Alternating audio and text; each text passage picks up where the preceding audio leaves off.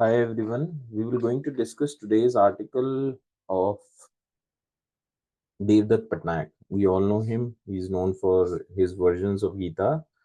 इसमें इस आर्टिकल में he had mentioned about immigration and multiculturalism. ठीक है, जो आजकल समस्या देखी जा रही है.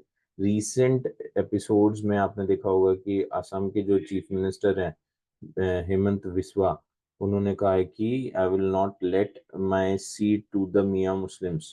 उज्बेकिस्तान और ताजिकिस्तान जो कि मुस्लिम कंट्रीज हैं, उन्होंने भी रेडिकल इस्लाम को प्रमोट करने से बिल्कुल मना कर दिया है और in fact they are protecting their country from radical Islam. Hungary और पोलैंड में मुस्लिम्स को डिपोर्ट किया जा रहा है to the third world countries, right. तो कहीं ना कहीं इट हैड इम्पेक्टेड. इंडिया को कंपेयर करने में हम इसमें देख सकते हैं कि India is a land of diversity. Yes, we are living with various religious group, है ना, एथनिक वाइज एज वेल. तो डाइवर्सिटी और इंक्लूजन को इक्वालिटी के साथ कंफ्यूज करके देखा गया है. कहने का मतलब है कि हम लोगों ने we have included each one. We do not have any borders, but in the western side there is lot of homogeneity. मतलब एक ही रिलीजन आपको वेस्टर्न कंट्रीज में देखने को मिलता है. यहाँ पे he is trying to tell that diverse community क्या होती है, ज्यादातर रेवलरी के अंदर फॉर्म में हो जाती है या कॉम्पीट करती है एक दूसरे से. जब तक कि वो एक दूसरे को समझे ना, कॉम्प्लीमेंट ना करें, तब तक वो साथ में नहीं रह सकती.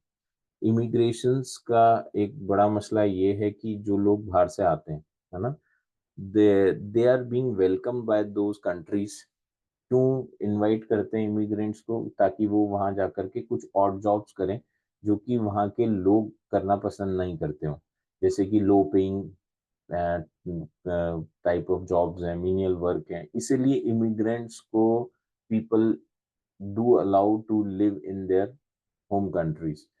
लेकिन प्रॉब्लम वहाँ नहीं होती. प्रॉब्लम वहाँ होती है जब इनके बच्चे, इमिग्रेंट्स के जब बच्चे पैदा होते हैं, तो they started treating them equal with the other kids in the court and then they started demanding their right. तो कहीं ना कहीं वो राइट आगे चल करके बड़ा मसला बन जाता है उन कंट्रीज में, यदि they are not accepting them. ठीक है. तो एक हिंदुइज्म की फिलॉसफी है कि नया स्पाइसेस यानी नया मसाला will change the old masala, right? New spice will change the old masala. So policy cannot change the prejudice. Prejudice here I mean a preconceived opinion, but only a wisdom will. So this is a great saying कि policy खाली बनाने से लोगों की मंशा या जो सोच है वो नहीं बदलेगी, लेकिन समझदारी से ये चीजों को सॉर्ट आउट किया जा सकता है. क्योंकि आज इंक्लूजन जो है, इंक्लूजन एक आइडियोलॉजी बन गया है. यदि जो लोग इस आइडियोलॉजी को फॉलो नहीं करेंगे, they being remarked as fascist. ठीक है, जैसे टोटलिटेरियन आइडिया है. ये आइडिया कहाँ से आया इंक्लूजन का? ये आया यूरोप से, अमेरिका से, वेस्टर्न कंट्रीज से. तो 20वीं शताब्दी में हमने देखा था जो लोग कैपिटलिस्ट नहीं थे वो कम्युनिस्ट थे, जो कम्युनिस्ट नहीं थे वो कैपिटलिस्ट थे. दो ही आपके पास में चॉइसेस थी. जैसे those who are going to the churches are called church followers, or not going to the churches they became pagan witch, right? Pagan witch means if you are not following church, you are pagan witch. So there is no option of becoming a atheist. तो western ideology का एक model है कि एक book होगी, एक idea होगा, एक ही ट्रुथ होगा, and that is universal to all. Those who not believe in this will be different. China ने अपने आप को आइसोलेट रखा, क्योंकि चाइना की जो आज आप ग्रेट सिविलाइजेशन देख रहे हैं वो कहीं ना कहीं उस ग्रेट वॉल के पीछे बसी हुई है. ये ग्रेट वॉल इसलिए बनाई गई थी to keep the foreigner outside from their community. अब प्रॉब्लम ये हो गई है कि वो ग्रेट वॉल फायर वॉल के रूप में बन गई है. तो वो भी एक बड़ा इशू है. इंडिया में कोई वॉल, कोई बुक, कुछ नहीं है. ठीक है, इंडिया में आपके पास बहुत सारे एग्जाम्पल हैं इसको बताने के लिए. There is no border, no book, no wall. We are accepting each and every one from time to time.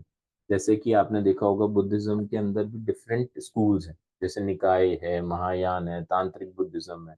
Jainism के अंदर 30 से ज्यादा सेक्ट्स हैं, none of which the sect fight with among each other और kill each other, जैसे कि आपने दूसरे रिलीजन में देखने को मिलता है। ठीक है। तो कहीं ना कहीं इंडिया का जो कल्चर और रिलीजियस सिस्टम है वो बहुत डिफरेंट रहा है। ठीक है। ये इसमें बताया गया है कि how the religion of Jainism is different, although having various sects, but it is still peace loving। Hinduism में भी आप डिफरेंट पार्ट्स में इंडिया में देख सकते हैं कि जैसे असम के हिंदू गुजराती हिंदुइज्म से बहुत डिफरेंट होंगे, है ना।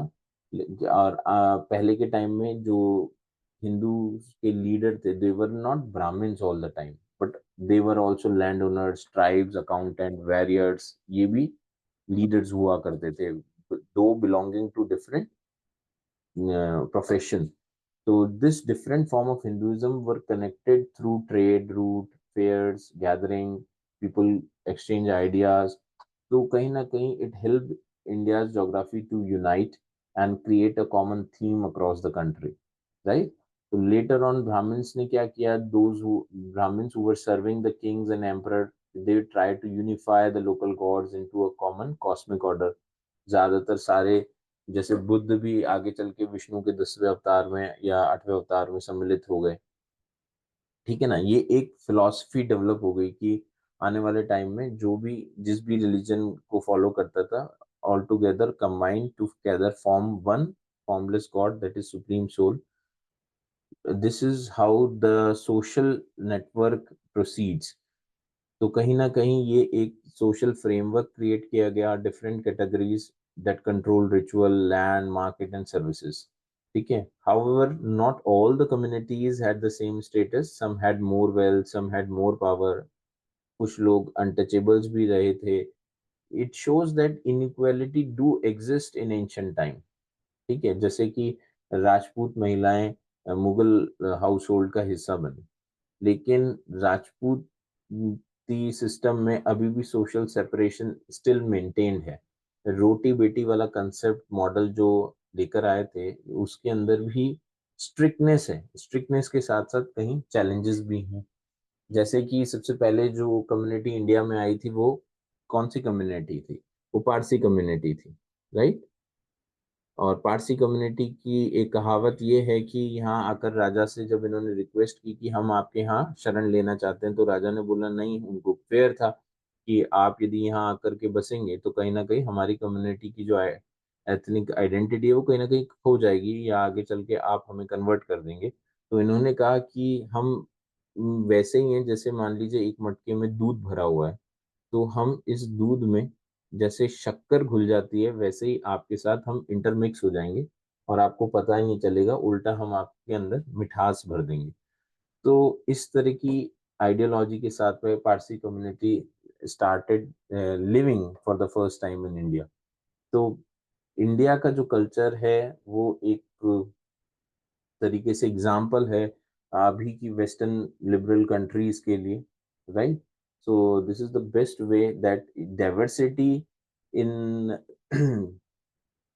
इन you could say inclusions or immigrations still survive, right, with diversity, and that to bring equality among all।